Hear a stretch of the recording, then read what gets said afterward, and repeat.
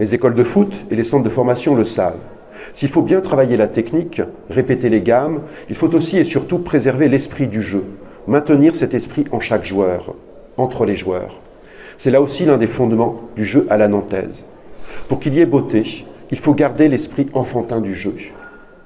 Et nous retrouvons là l'un des caractères qui fait aussi la beauté du but de Maradona, son esprit joueur. Il faut l'impertinence très humaine de Maradona pour réaliser cela.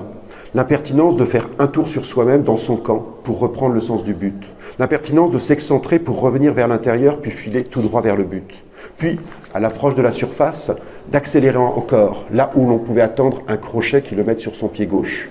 La frappe finale, elle-même, d'une extrême simplicité, est insolente. Cette impertinence est humaine, comme l'était la main du premier but, la main de Dieu, dit-on. Plutôt la main d'un gamin qui triche dans une cour de récréation et qui fait comme s'il n'avait rien fait de mal, alors que tout le monde, spectateur du monde entier, sait qu'il a fait ce geste. Si donc il y a beauté dans le geste de Maradona, c'est celle d'un homme, non d'un Dieu. Geste enfantin plutôt que sacré. Ou peut-être est-ce beau parce que s'y mêlent ces deux dimensions du jeu, le sacré et l'enfantin. Et c'est là un nouvel aspect du football, de sa beauté, sa dimension humaine, profondément humaine, enfantine et tout en même temps mythique. Certains gestes, certains matchs s'inscrivent dans une dramaturgie qui a ses héros, qui peuvent avoir une dimension mythique. Sont alors liés au football les récits qui l'inaugurent, on se souvient de rencontres, de gestes, et les récits racontent incessamment ces événements fondateurs.